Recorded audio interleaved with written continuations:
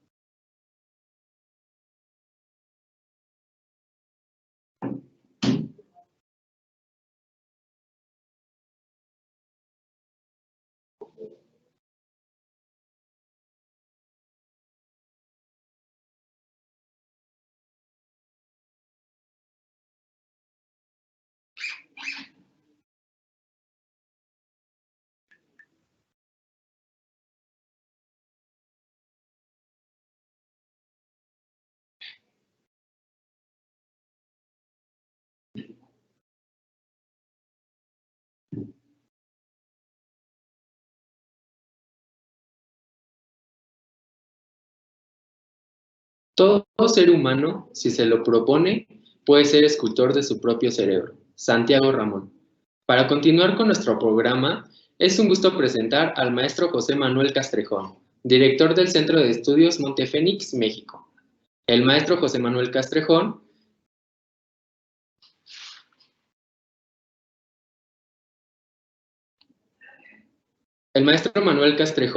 maestro en atención integral del consumo de drogas, licenciado en psicología clínica por la UNAM y maestro de atención integral del consumo de drogas por la Universidad Veracruzana.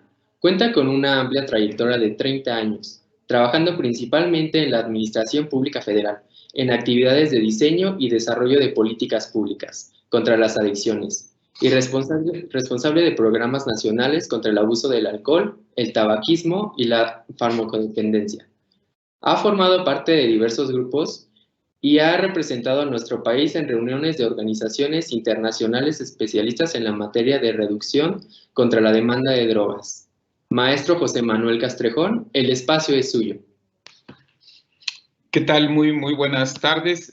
Un saludo desde el Centro de Estudios Superiores Montefénix para todos los profesionales, estudiantes, psicólogos, trabajadores sociales que están aquí reunidos. Es un tema fundamental que en esta época tendríamos que estudiar y formarnos. Y bueno, mi felicitación a la Fundación Preven AC, porque este es el cuarto simposium que organiza con gran éxito, me he dado cuenta, con una gran convocatoria, con una gran participación, y esto se debe al entusiasmo y dedicación que el equipo le pone a este gran proyecto. Felicidades porque están haciendo una gran labor de información, de conciencia, y sin duda es una invitación a adentrarnos más en el conocimiento y en la aplicación de técnicas efectivas para poder enfrentar sin duda uno de los más serios problemas que hoy en día, una pandemia, llamémosle así, y que tiene que ver con los aspectos emocionales y en específico sobre los temas relacionados con suicidio. Me voy a centrar en la relación que existe entre adicciones y el suicidio. Voy a hacer un análisis desde el impacto o esta relación que existe entre estos problemas. Voy a ubicarme en algunos aspectos sociales, psicosociales, y al final voy a hacer una serie de propuestas que espero sean de su interés. Y justo al final les voy a hacer una invitación para que el día de hoy puedan participar en lo que es el módulo introductorio de una de las metodologías sin duda más efectivas de intervención en este tema, que tiene que ver con los primeros auxilios psicológicos. Tenemos hoy un evento gratuito donde los quiero invitar. Al final, creo que si nos interesa este tema, tenemos que contar con herramientas. Y bueno, vamos a hacer una presentación con el apoyo del brillante equipo de la Universidad La Salle Neza, a quien le pido que por favor nos presente la primera. Ahí la tienen. Vean esto, qué impresionante, ¿no? Es una carta que escribió una joven adolescente a sus papás, una carta de despedida. Solo sentí un vacío tan grande que le quitaba a mi corazón las ganas de seguir. Espero que puedan comprender o solo quería quitarme este peso. Es tanta la opresión que no lo soporto. Ustedes dirán que es un medio de huir, pero no saben de mi dolor. Hay dos elementos aquí que a lo largo de las ponencias que ustedes han participado se habrán dado cuenta, y es precisamente el miedo y el dolor, que se convierten como en expresiones de un profundo dolor, de un sufrimiento que se vuelve tan insostenible que finalmente va, en muchos casos o en algunos casos, habrá desembocar. Y aquí lo que tenemos que preguntarnos en estos casos, ¿qué falló?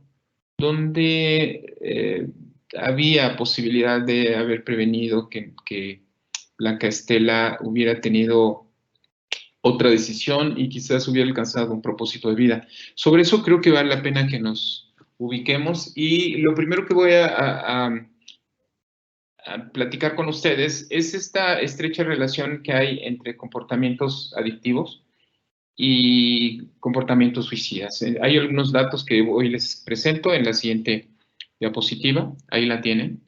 Y hay diferentes estudios que coinciden en que la probabilidad de que una persona con trastornos por uso de sustancias, antes usábamos mucho el término adicción, ¿no?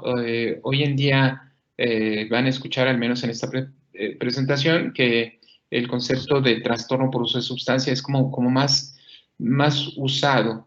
Igual que hoy en día se está eliminando esta idea de referirnos a las personas como el adicto, ¿no? El alcohólico, en un concepto de evitar el estigma. Entonces usamos ahora más este concepto del trastorno por uso de sustancias, que la probabilidad, de acuerdo a diferentes estudios, es entre 5 y 8 veces superior a la registrada en la población. Ahí tienen ustedes la cita. Hay otros estudios en la siguiente que también llama la atención, si nos las pasa por favor, Oscar. Se estima que la probabilidad de que una persona con trastornos de uso de sustancias aumenta la probabilidad cuando la persona tiene problemas de uso de sustancia y particularmente dependencia. Vean la gráfica siguiente, por favor. Esto quiero que lo podamos resaltar. La diferencia por género. La mortalidad por suicidio fue 3 veces superior entre las mujeres con dependencia de alguna sustancia respecto a los hombres en la misma condición.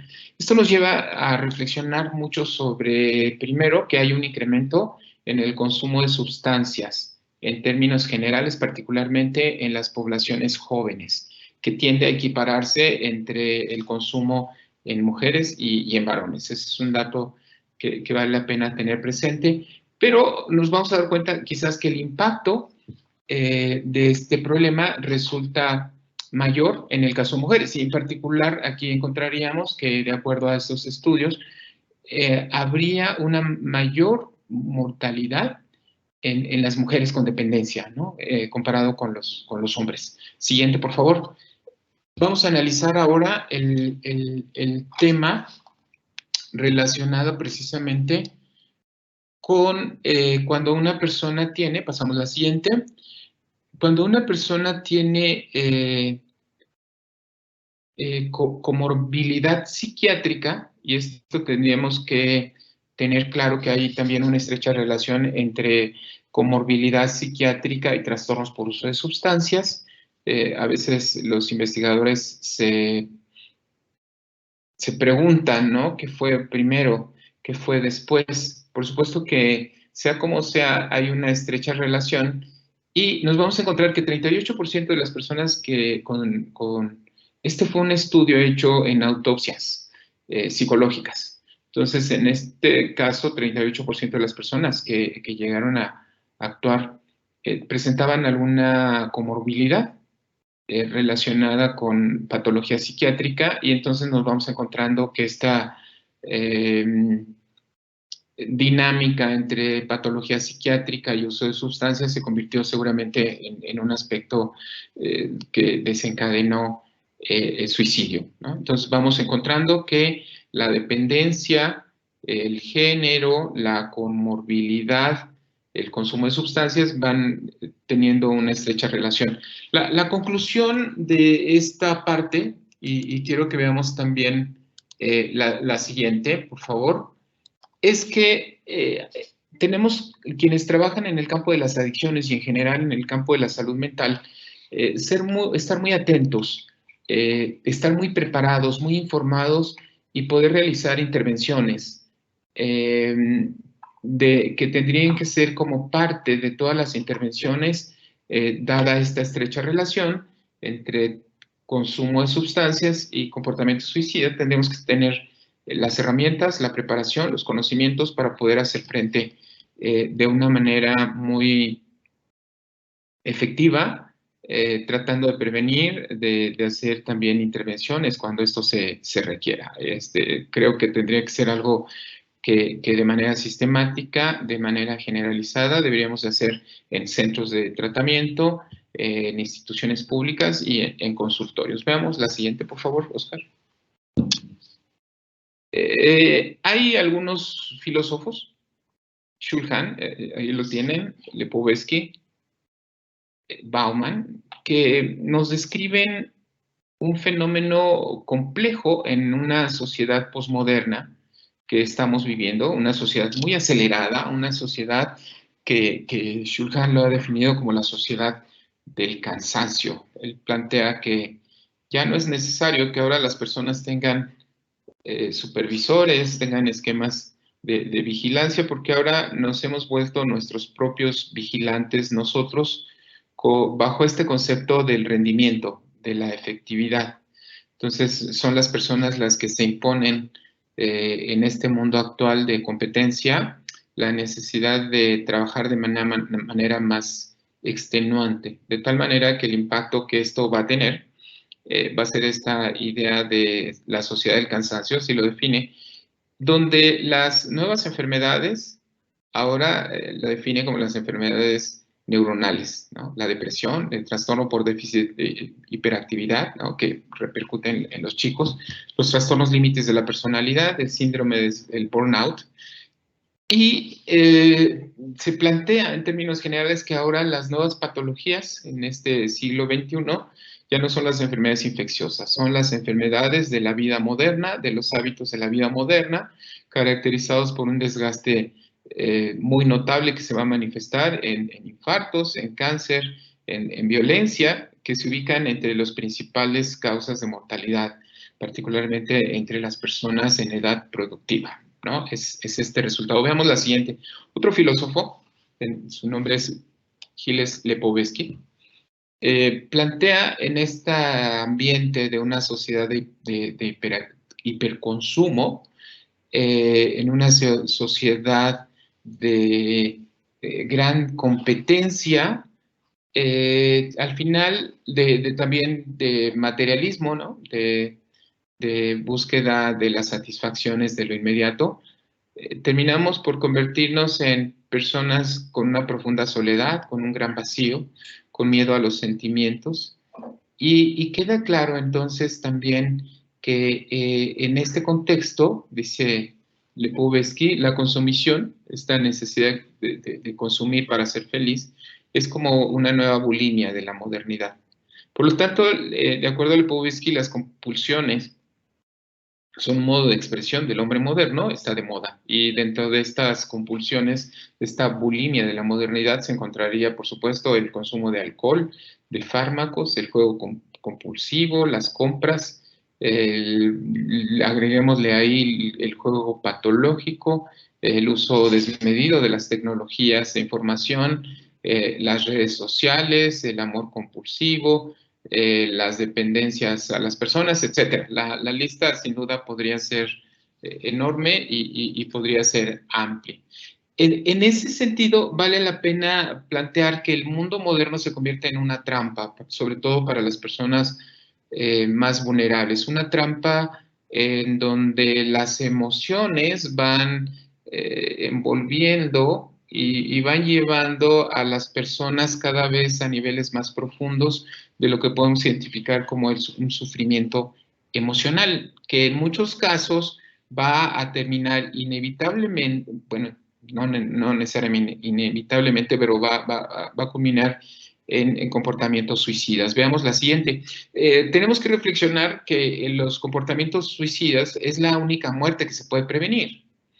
Y se pueden prevenir porque podemos anticipar un patrón que va a ir presentándose incluso desde años anteriores, en donde la frustración, el enojo, la desprotección, la indefensión, el miedo, la infelicidad, el sufrimiento, la desesperanza, van a ser como características de una manera de gestionar las emociones. Al final les había planteado que será el miedo y el dolor lo que serán las emociones profundas que llevarán a las personas a buscar una salida, al igual que todos estos comportamientos que hemos descrito, ¿no? Los comportamientos adictivos, los trastornos por uso de sustancias, etcétera, tendrían, al igual que los comportamientos suicidas, una búsqueda de una solución,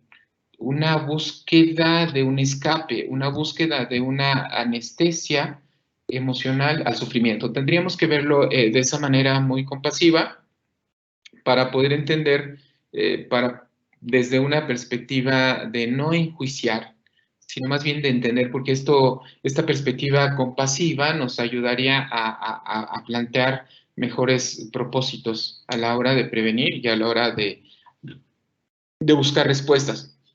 Y las respuestas en la siguiente va a estar mucho en la vida emocional de las personas. Siguiente, por favor, Oscar. Que sabemos que se va a encontrar en el sistema límbico, particularmente en la hiperactivación de la amígdala. En este sistema, llamémosle así también, de hiperactivación de las emociones, particularmente aquellas relacionadas con el miedo, que va a ser el origen del estrés, o de la tristeza, que será el origen digamos, de la depresión, o de la ira, que será también el origen de estas respuestas violentas. En todos los casos se trata de respuestas, llamémosle así, de sobrevivencia, que el sistema límbico, bajo un efecto de hiperactivación, va a estar continuamente afectando, disregulando la vida emocional de las personas. Y eso nos lleva a pensar y a recordar un poquito la siguiente, en lo que el efecto que puede tener en esta vida, llamémosle así, esta vida emocional, las experiencias adversas a la infancia. Las experiencias adversas a la infancia entonces van a convertirse en un aspecto que predice una serie de pautas, de hechos que van a ocurrir a lo largo de la vida de las personas que vivieron bajo los efectos de estas experiencias adversas. Se convierte, por supuesto, en un predictor en cuyo caso va a tener a mediano y largo plazo una serie de alteraciones, de comportamientos, efectivamente, que van a estar afectando la calidad de vida de las personas. Entonces, ustedes van a ver ahí en este estudio muy emblemático del estudio ACE, experiencias adversas en la infancia, cómo estos eventos van a tener un efecto a lo largo del desarrollo, que se van a manifestar desde la primera infancia en comportamientos dentro del aula, caracterizados por aislamiento, por hiperactividad, por una conducta disruptiva, por una dificultad en la socialización, en los procesos de aprendizaje, etcétera, que estas pautas al final van determinando estilos de afrontamiento de los problemas en la vida, que se van a manifestar particularmente en la adolescencia, en este cambio, en este brinco cuántico en el desarrollo de las personas, en ciertas problemáticas que hoy en día nos llama mucho la atención, que se dan entre los adolescentes. Particularmente le podemos denominar un conjunto de riesgos psicosociales que pueden ir desde los trastornos de conducta alimentaria, por supuesto, el inicio en el consumo de sustancias, las prácticas sexuales de riesgo, situaciones de violencia, problemas emocionales como la ansiedad, la depresión, hasta estos pensamientos e intentos suicidas, y cómo estos comportamientos a lo largo van a tender a cronificarse como enfermedades mentales, y a la larga van a ser el antecedente de problemáticas físicas. Hablábamos hace un momento del infarto, hablábamos hace un momento de problemas psicosomáticos, que para algunos el 80% de las enfermedades en general van a tener su origen en estos aspectos que estamos observando. A lo largo, la calidad de vida y la expectativa de vida de las personas que han vivido en estas circunstancias terminará truncándose una vida de manera anticipada a través de ciertas enfermedades crónico-degenerativas y, en este caso, las lesiones autoinfligidas. Veamos la siguiente para ahondar un poquito en este estudio que, como les digo, fue emblemático, el estudio de experiencias adversas en la infancia, que se hizo con más de 17,000 personas que se les aplicó un cuestionario en la cual se identificaron 10 situaciones identificadas como experiencias adversas en la infancia. Cuando observaron que 4 estaban presentes en una persona, encontraron los siguientes resultados. Y me quiero referir, por ejemplo, a problemas de alcoholismo, problemas de ausentismo escolar, uso de antidepresivos, experiencias de depresión, problemas laborales, fumar tabaco, tener problemas de alcoholismo, pero particularmente ustedes van a ver cómo la probabilidad de cometer suicidio se incrementó en 15 veces más. Para muchas personas, entonces, la salida a esta vida continua de experiencias de gran sufrimiento terminará siendo el suicidio. Y esto nos lleva, entonces, un poco a pensar en la siguiente. Si pensamos en la prevención de suicidio y en la prevención también de problemas como los trastornos por uso de sustancias y otros riesgos, tendríamos que irnos un poco hacia atrás, hacia la historia, hacia estas primeras pautas de interacción de los seres humanos en esta historia, llamémosle así, de desarrollo, en estos primeros vínculos de apego, en esta interacción entre cuidadores e hijos, etcétera, y hay muchos estudios que documentan cómo el tipo de apego, el tipo de parentalidad, los riesgos de experiencias de negligencia van a ir determinando particularmente estas sensaciones profundas de sufrimiento, ¿no? Entonces, ahí vamos a encontrar la negligencia, el abuso, el maltrato, aquellos aspectos que tienen que ver con problemas mentales en el hogar, con problemas de consumo de sustancias por parte de los padres, de divorcios, etc.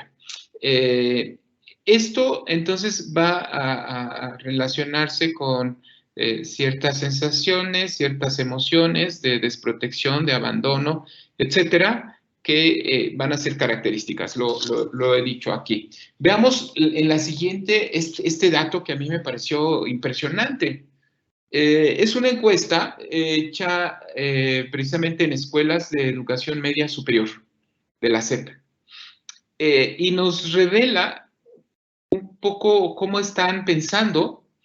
No es reciente, es del 2008, pero me parece que sigue siendo válida, pero a esto quizás podríamos agregarle algunas cifras más, sobre todo después de toda esta experiencia que todos vivimos hace algunos años ya en relación al aislamiento provocado por el COVID.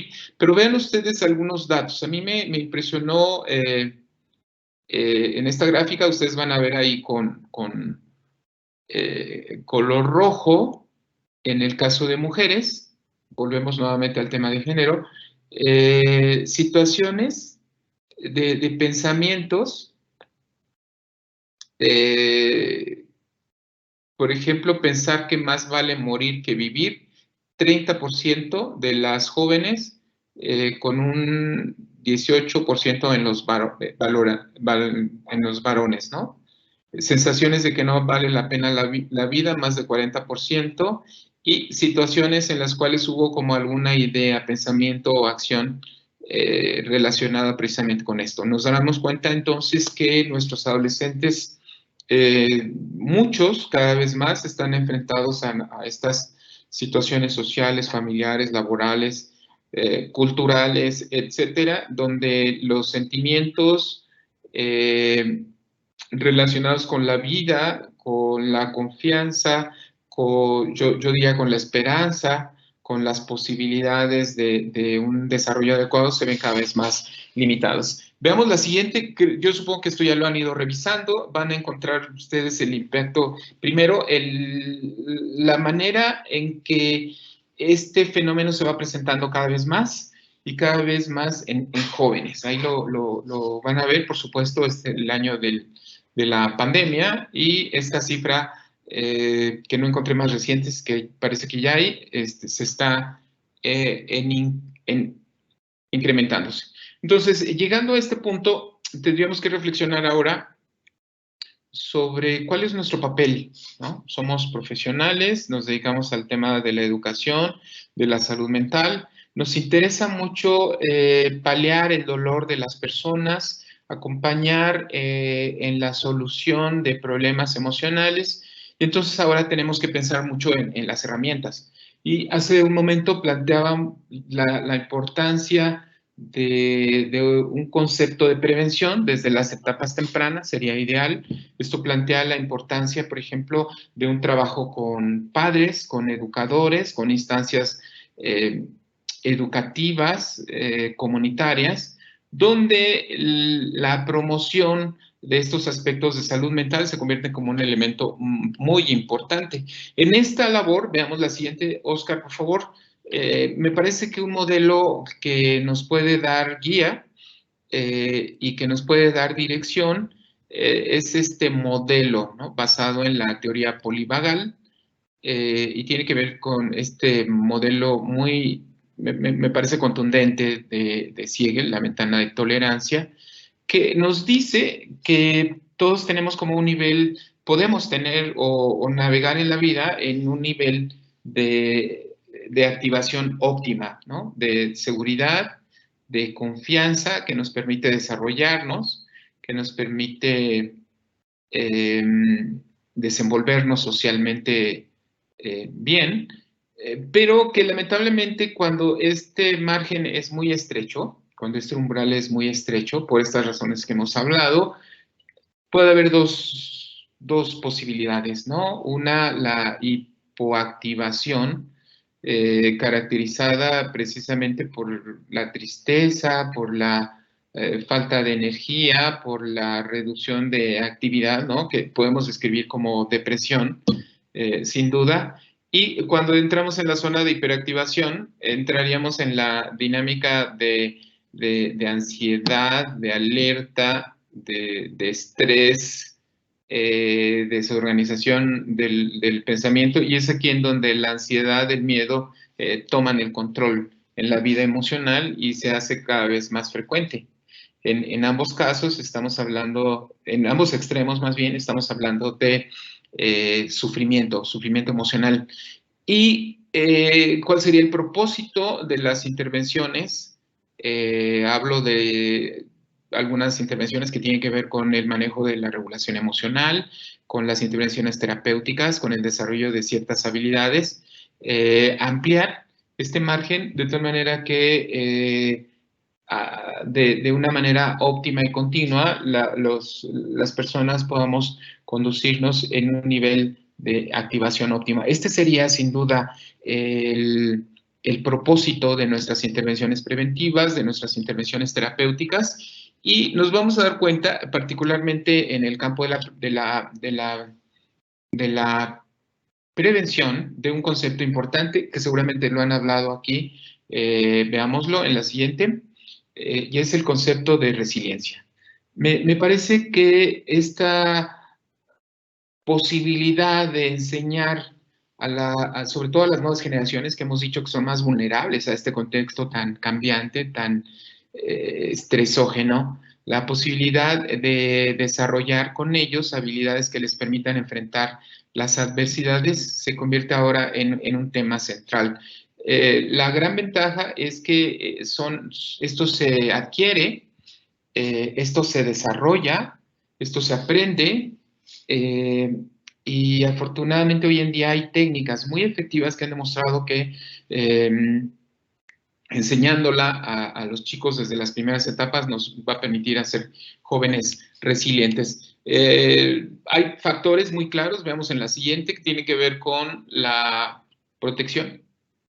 Y van desde técnicas de autocontrol, ¿no? de regulación emocional, de todas estas situaciones de habilidades, de valores, de hábitos que se convierten como en elementos muy importantes de la resiliencia y estarían relacionadas también con una dinámica familiar que podríamos pensar que hoy en día es posible, ¿no? Pese a todas estas situaciones que están alterando lo que sería el concepto tradicional del funcionamiento de la familia.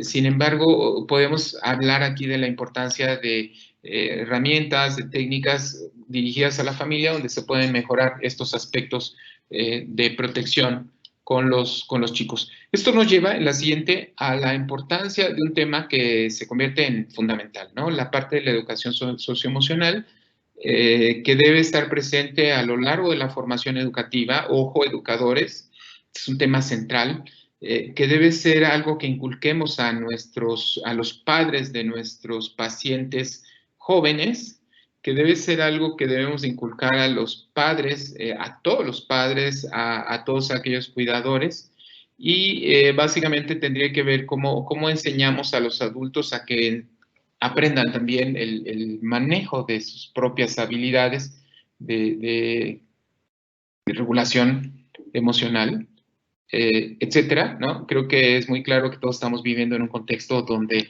las tensiones emocionales, las dinámicas conflictivas sociales están girando alrededor precisamente de una falta de control emocional y se va a expresar en hechos de violencia, maltrato, abuso, bullying, etcétera, hasta llegar a los extremos más violentos, como los que estamos viviendo lamentablemente en nuestro país, ¿no? De crímenes, de muertes, de feminicidios, muertes violentas, accidentes y suicidios. Entonces, el tema de la educación emocional se convierte en un aspecto importante y esto nos lleva entonces a la siguiente, a las habilidades emocionales, socioemocionales. Y esto tiene que ver con habilidades de comunicación, habilidades de manejo de conflictos, aspectos de asertividad, de toma de decisiones, aspectos que tienen que ver con la regulación emocional. Y esto se convierte en una herramienta que ha demostrado el gran impacto que tiene en ayudar a prevenir situaciones de riesgo.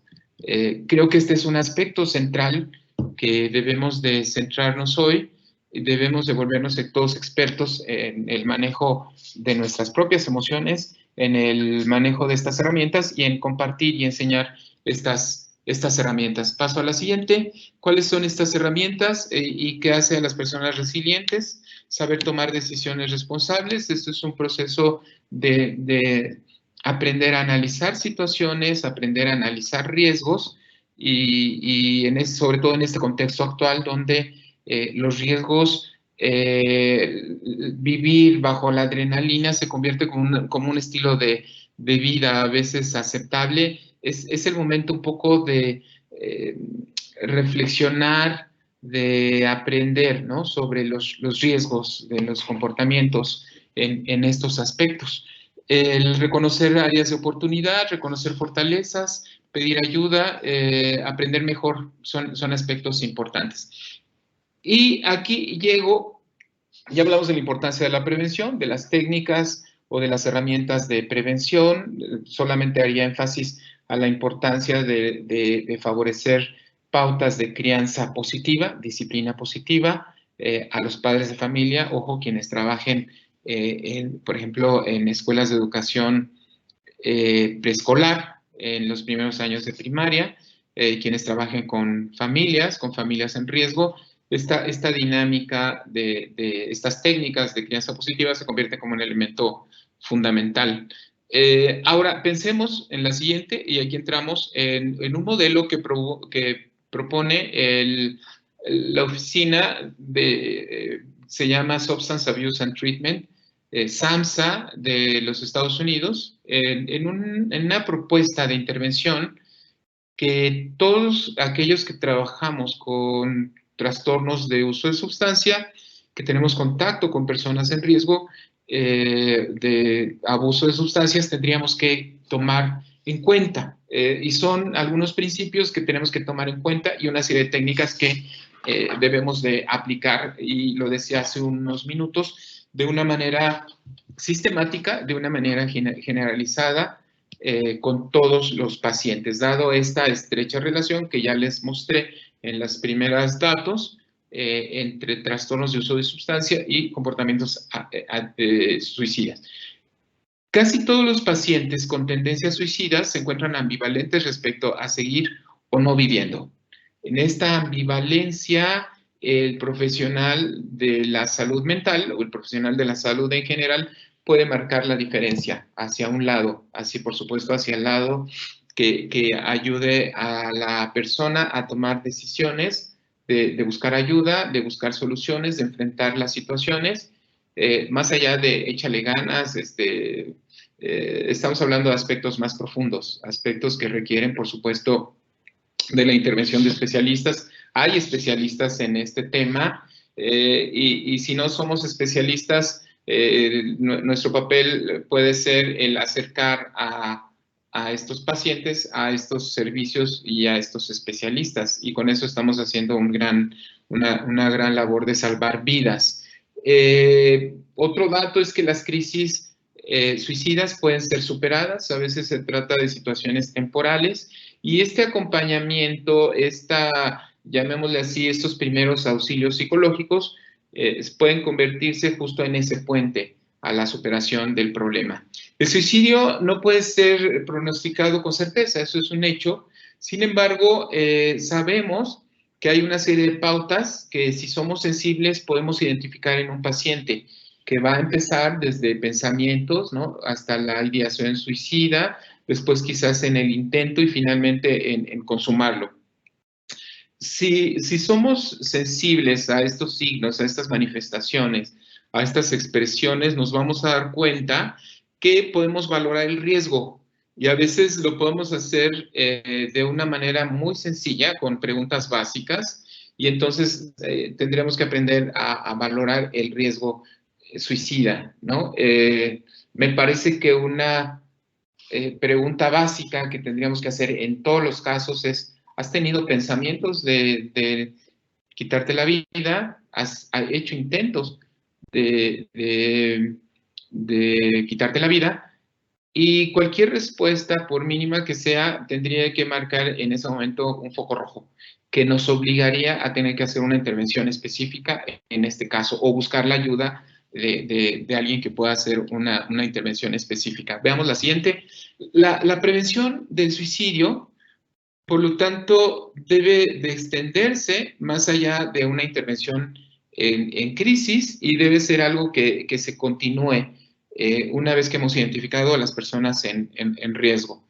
El riesgo de suicidio se mantiene en algunos pacientes incluso de haber alcanzado la abstinencia. Este es un dato interesante. Por supuesto, la abstinencia y el tratamiento de los problemas relacionados con el uso de sustancias al final van a mejorar mucho las condiciones, la calidad de vida, pero en muchos casos no necesariamente esta intención de quitarse la vida. Por lo tanto, tendríamos que ser muy sensibles a un cuidado muy especializado en este caso, ¿no? Cualquier intento debe ser tomado en consideración, incluso la propia expresión de un pensamiento debe ser tomado muy en serio, ¿no? No a la ligera.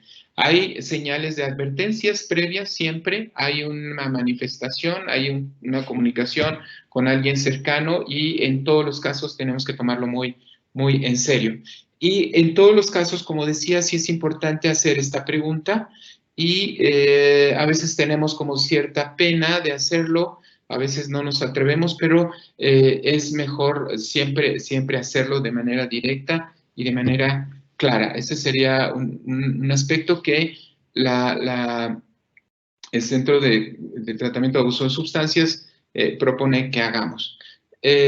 ¿Cuáles serían, siguiente, las intervenciones más efectivas que propone Beck? Me faltó ahí tienen la fuente, creo que sí está. 3 fases. En la fase inicial de intervenciones efectivas en contextos donde se atienden pacientes y se están identificando problemas. La evaluación es una parte importante y una vez que se detecta el problema, establecer un plan de seguridad junto con el paciente, conceptualizar cada caso, analizar estas experiencias tempranas, las creencias, los pensamientos automáticos y aquellos procesos cognitivos relevantes con el acto suicida, ¿no? Y establecer objetivos terapéuticos e, insisto, buscar ayuda especializada cuando no nos sintamos con la capacidad de poder hacerlo. Una vez que esto se ha hecho, la fase inicial, en la siguiente, en la fase intermedia, tenemos que trabajar en incrementar el número de razones para vivir, desarrollar estrategias de afrontamiento, aumentar el cumplimiento de otros y mejorar los recursos sociales. La siguiente, la fase inmediata, ya aquí aparece, pero veamos la más precisa.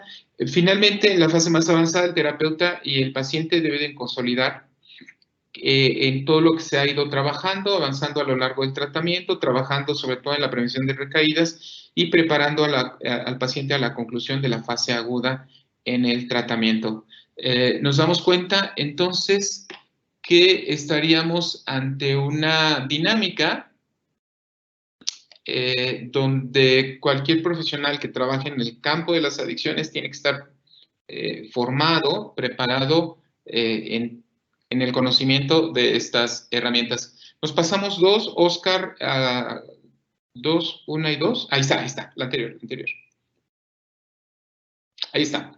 Esta es la conclusión que hoy quiero plantearles a ustedes y me parece que es muy recomendable, yo diría más que aconsejable, tendría que ser obligación en estos contextos actuales, que todos los profesionales que se dedican a la atención de problemas por uso de sustancias, y en general quiero abrirlo a aquellos que trabajan en problemas de salud mental, que trabajen con adicciones, tengan un currículum de competencias y habilidades que les capacite en la correcta actuación en este tipo de pacientes. Veamos la siguiente. Con esto quiero hacer una invitación y esperar por parte de ustedes si tienen preguntas. Veamos la siguiente, Oscar. Les compartía al principio de la sesión que el modelo de primeros auxilios psicológicos es una de estas herramientas. Por supuesto, muy práctica, muy efectiva también. Entonces, vale la pena que nos formemos en el manejo de los primeros auxilios psicológicos. Hoy a las 19 horas, de manera gratuita, impartido por una especialista del Centro de Estudios Superiores Montefénix, va a presentar el primer módulo de un taller de primeros auxilios psicológicos, 2 horas, toda la parte teórica. Entonces, si les interesa este tema y si creen que es importante formarnos en este tema, yo les invito a que hoy estén presentes, aprendan este tema, se incorporen al estudio más formal y a la práctica de estas técnicas. La maestra Manuela Cabrera, que es una especialista, nos va a dar esta sesión el día de hoy. Es gratuita y lo único que tienen que hacer, si les parece, busquen la página del Centro de Estudios Superiores Montefénix. Sus siglas son CES, así como suena, Centro de Estudios Superiores Montefénix. Y ahí van a encontrar la liga, se inscriben y les mandan el link para que participen a través de Zoom. Y finalmente, en la última, les presento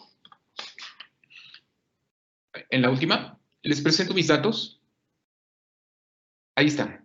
Estoy a sus órdenes.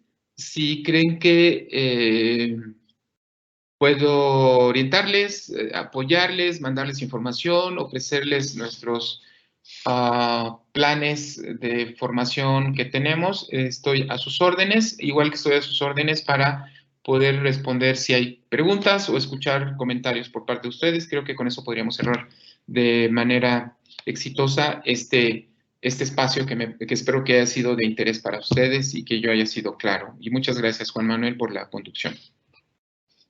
Muchísimas gracias. Bueno, ahora vamos a abrir un espacio para poder realizar preguntas.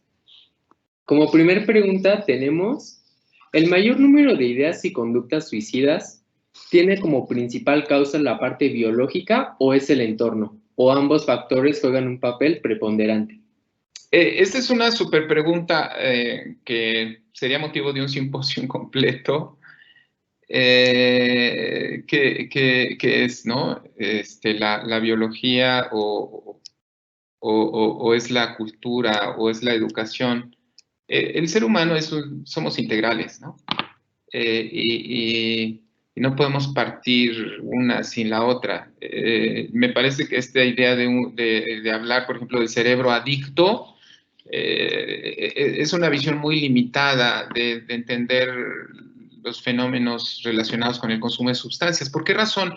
Porque, por ejemplo, una emoción, y hoy hemos hablado de emoción, claro que tiene un componente de pensamientos automáticos que generan la emoción, y esta emoción tiene un componente psicosomático a través de lo que sería una producción inmediata de ciertas hormonas. Puedo pensar en el cortisol, puedo pensar en la adrenalina, pero también puedo pensar en otro tipo de reacciones somáticas que por supuesto van unidas. Entonces, si me dices que los patrones que aprendemos a lo largo de nuestras primeras etapas van a dejar huellas de procesos cognitivos, es un hecho, ¿no? Que vamos a repetir luego como pensamientos automáticos, pero también las memorias traumáticas van a quedar en un nivel corporal, y todo esto va a tener que ver con lo que vivimos en la primera etapa, lo que aprendimos en las siguientes,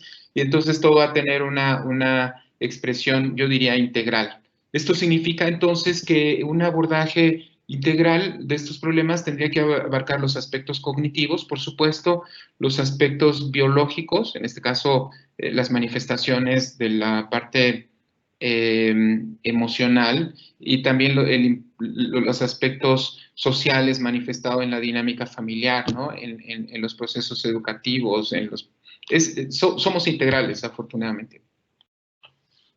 Muchas gracias. Otra pregunta, ¿cómo podemos afrontar el sentimiento de soledad sin caer en alcohol, drogas, etcétera? Me encanta esa pregunta. Y tiene mucho sentido esta pregunta porque mucho de estas experiencias de consumir alcohol en exceso, en muchos casos es para generar una conexión.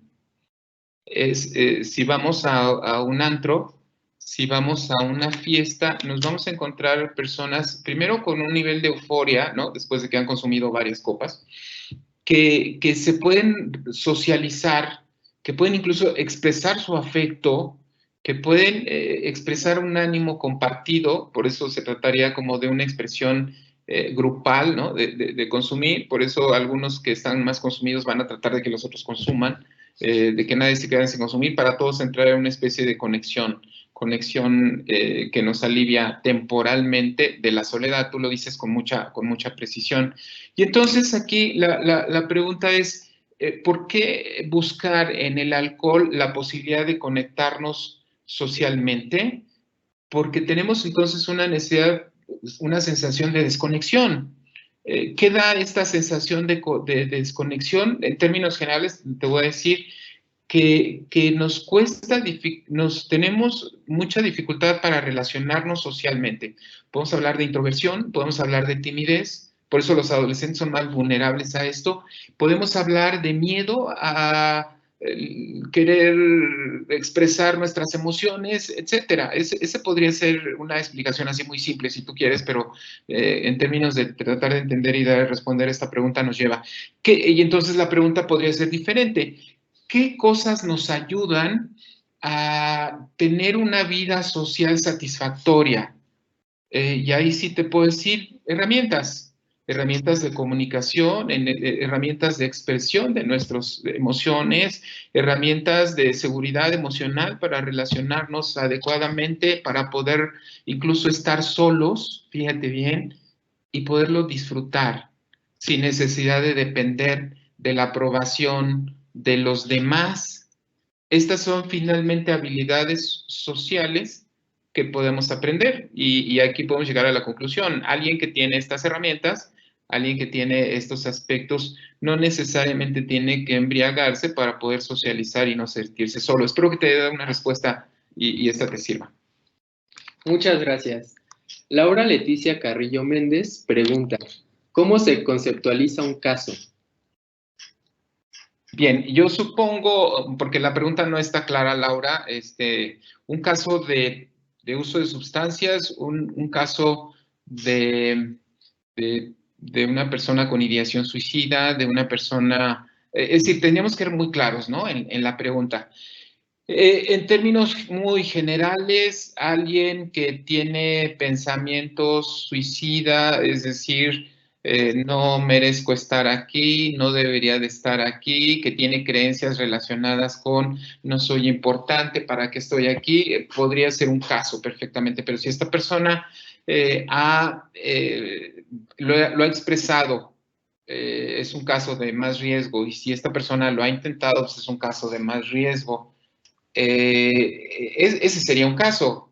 Y por supuesto hay herramientas en términos de diagnóstico que nos ayudan a determinar con más claridad si se trata de un caso. A veces la simple pregunta, oye, ¿has pensado alguna vez que no mereces quitarte la vida o has intentado quitarte la vida? Inmediatamente nos ayuda a identificar un caso. Ahora, si me hablaras de trastornos por uso de sustancias, tenemos que hacer una diferenciación entre la persona que usa, nada más, o que experimenta, y la persona que abusa o la persona dependiente, ¿no? Y cuando hablamos de dependencia, si me preguntarías quién tiene un caso, hay tres criterios que lo definen: la dependencia física, la dependencia psicológica, y la tolerancia y la abstinencia, ¿ok? Pero bueno, de estos son temas que aquí en la especialidad y en la maestría nos llevan muchas clases. Hay mucho material que puedes revisar. Si te interesa, estamos a tus órdenes. Muchas gracias. Como última pregunta, ¿cómo considera usted reducir o disminuir considerablemente los índices de suicidio tanto en niños, adolescentes como en adultos? Es una pregunta muy retadora y qué bueno que tú has pensado en esto. Muchas condiciones de la cultura, de la sociedad, de la falta de oportunidades, de la desesperanza de los jóvenes, y también pensemos en las personas adultas, muchos de estos factores de riesgo no las vamos a cambiar, salen más allá. Esto tiene un componente cultural, un componente económico, desigualdad social, etc. Eso difícilmente, esto corresponde más bien a políticas como más integrales a nivel de gobiernos, de economía, etc. ¿Dónde podemos actuar? Y puedo pensar que tú eres maestra. Tú puedes incidir en tus alumnos manejando, enseñando y practicando con tus alumnos el desarrollo de habilidades socioemocionales. ¿Dónde trabajas? ¿Trabajas en un consultorio y atiendes pacientes? Entonces vamos a enseñar a nuestros pacientes todas estas herramientas para mejorar estos aspectos de salud mental, de habilidades de resiliencia, de apoyo grupal, si tú quieres. Hay grupos de ayuda mutua, hay instituciones de salud mental, afortunadamente, de instituciones especializadas en atención de trastornos por uso de sustancias, y es ahí en donde si tú puedes intervenir en la detección oportuna de casos, Dos, en la referencia o en la atención especializada y en la atención familiar, tú estás incidiendo en la reducción de casos. Ahora, pero también eres padre de familia, tienes hijos o eres tía, entonces trabajemos esto con nuestros propios hijos, pero entonces empecemos por nosotros mismos. O sea, también esta es una invitación a reflexionar en en una autoevaluación de nuestro estado de salud mental. Trabajas en ámbitos comunitarios, enseña a las comunidades a ser más resilientes, a hacer programas comunitarios donde se integren responsabilidad de la comunidad en el cuidado de los hijos, de los niños, en el desarrollo de actividades preventivas, recreativas, culturales, deportivas, etcétera. Me parece ahí que si eres director de una escuela, tú puedes promover ciertas actividades con los maestros, puedes promover la capacitación en estos temas, la capacitación de los padres en habilidades para la vida. Es ahí en donde podemos encontrar cada uno de nosotros ciertas áreas, empezando por nosotros mismos, donde podemos incidir, pero en todos los casos se trata de, uno, mirar a este tema, dos, identificar cuáles son las mejores pautas, tres, aprender estas herramientas y cuatro, practicarlas. Entonces, creo que como conclusión tu pregunta es interesantísima. Todos tenemos como una gran tarea. ¿Y por qué es tan relevante? Porque finalmente en la posibilidad de tener una vida satisfactoria, una vida, suena muy como eslogan, una vida feliz, en tener la posibilidad de sentirnos satisfechos de quiénes somos, de nuestro proyecto de vida, de cómo nos relacionamos con los demás, está justamente en el manejo de estas herramientas. A diferencia, pues, de quien va a truncar mucho antes de lo que deberían ser sus sueños, su vida, su sentido, su propósito.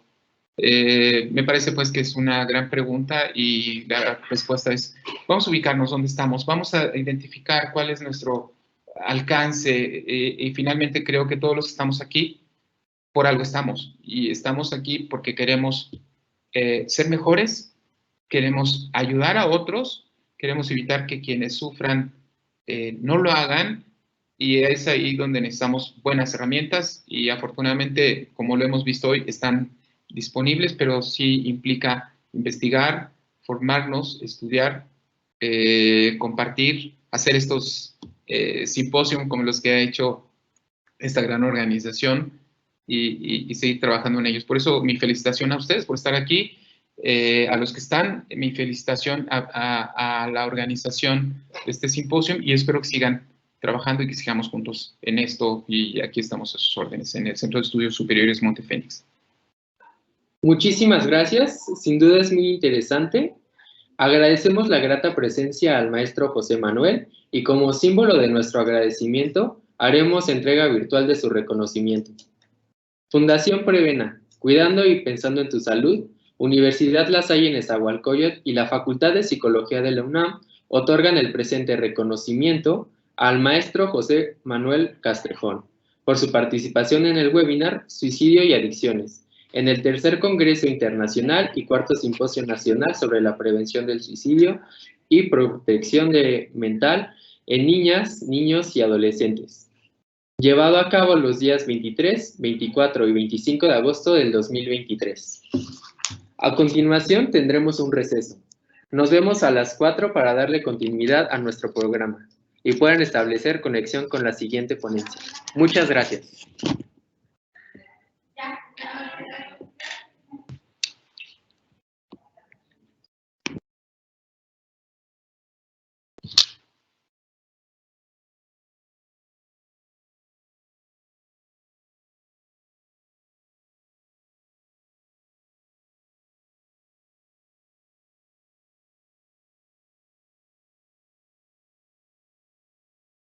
Muchas gracias, Oscar, Juan Manuel. Muchas gracias a usted, maestro.